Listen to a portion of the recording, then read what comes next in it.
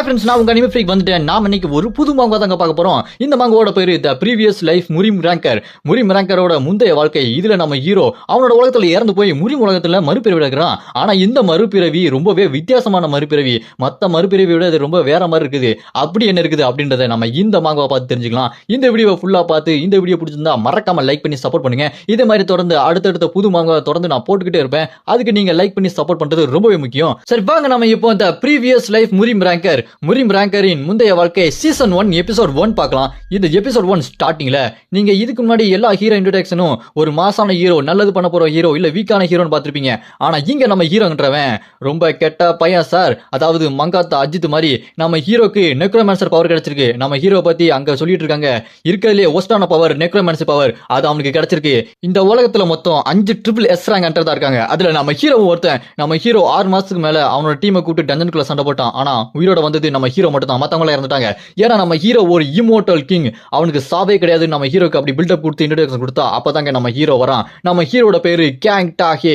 அவன் வந்து பயங்கரமா யார் கூட சண்டை போட்டு இருக்கான். யாருன்னு பார்த்தா அவங்க தான் கிரிஃபின் கில்டு. நம்ம ஹீரோ வெளியே வந்தோடனே அந்த கிரிஃபின் கில்டு சேர்ந்த எல்லாத்தையுமே பயங்கரமா சண்டை போடும்போது எல்லாருமே மோது நம்ம ஹீரோ அட்டாக் பண்ண வருவானுங்க. நம்ம ஹீரோ அவங்க எல்லாத்தையுமே பார்த்துட்டு, டேய் கேவலம் உங்களுக்கு காசு கொடுக்குறாங்கன்னு என்ன கொள்ள வரீங்களா, அநியாயமா உங்க உயிரோட போறீங்களா அப்படி நம்ம ஹீரோ சொன்னேன். அங்க இருக்க எல்லாருமே கத்திட்டு பாருங்க, டேய் அவனை விடாதீங்கடா, அவனை உயிரோட பிடிங்க இல்ல செத்து பிடிங்க, அது முக்கியம் இல்ல, அவனை பிடிச்சா 5 பில்லியன் கோல்டு கிடைக்கும்டா அப்படிங்கடா அப்படி சொல்லிட்டு பறந்து போய் நம்ம ஹீரோ அட்டாக் பண்ண போவானுங்க. நம்ம ஹீரோ எல்லாத்தையுமே பார்த்துட்டு நம்ம எல்லாத்துக்குமே ரொம்ப பிடிச்ச ஒரு டைலாக் சொல்லுவாங்க.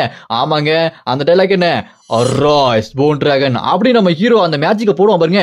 அதுல இருந்து ஒரு போன் டிராகன் பயங்கரமா எந்திரிச்சு வரும். அதுல நம்ம ஹீரோ சவாரி செய்வான் பாருங்க. அங்க இருக்க எல்லாருமே வாயை பழப்பாருங்க. அந்த பில்டிங் எல்லாத்தையுமே உடச்சிட்டு வந்து நம்ம ஹீரோ வெளியே வந்துட்டு இருப்பான். மக்கள் எல்லாம் ஆச்சரியமா பார்த்துட்டு இருக்கும்போது நம்ம ஹீரோக்கு மானா கொஞ்சம் கம்மியாயிரும். அதனால வாயில இருந்து ரத்தம் வந்துட்டு இருக்கும். அப்பதான் நம்ம ஹீரோ ஒருத்தரை பாக்குறான். யாருன்னு பார்த்தா அவர் தாங்க கிரிஃபின் கில்டு மாஸ்டர் ஜோக்கியோ. அவர் நம்ம ஹீரோவை பார்த்துட்டு, ஏய் கேங்கு, நான் உன்னை எதிர்பார்க்கவே இல்லையாடா அப்படி சிரிச்சிட்டு இருக்கும்போது ஸ்ட்ரைட்டா நம்ம ஹீரோ டிராகனை கொண்டு போய் அவர் அட்டாக் பண்ண வைப்பான். அந்த டிராகன் வாயை திறந்து அந்த மேஜிக் பீம் கூட பார்க்க பாருங்க. அவ படம் கீழே இருந்து ஒரு மேஜிக் ஏற வந்து அந்த டிராகன் அடிக்கும். ஒண்ணுதான் வந்து அடிக்குதுன்னு பார்த்தா தொடர்ந்து வந்து அதை அட்டாக் பண்ணிட்டே இருக்கும். நம்ம ஹீரோ அந்த டிராகன் கிட்ட, ஏய் மேல பறந்து போ அப்படி சொல்லிட்டு இருக்கும்போது ஒரு மேஜிக் ஏரோ அந்த டிராகனோட தாடையில அடிச்சு தலை வழியா வெளியே வந்துரும். அதை பார்த்து நம்ம ஹீரோ ஷாக் ஆகிட்டு இருக்கும்போது நிறைய யாரோ அந்த டிராகன் அடிச்சு அந்த டிராகன் அப்படி கீழே தள்ளி விட்டுரும். அந்த டிராகன் கீழே விழுந்தோம். அதை கதை முடிஞ்சதுக்கு அப்புறம் அங்க இருக்க அந்த கில்டு மாஸ்டர் ஜோக்கியோ, டேய் நைட்ஸ் எல்லாரும் அவனை போய் சுத்தி வளைங்கடான்னு சொன்னோன்னே நம்ம ஹீரோ அந்த நைட்ஸ் எல்லாம் சுத்தி வளைப்பாங்க.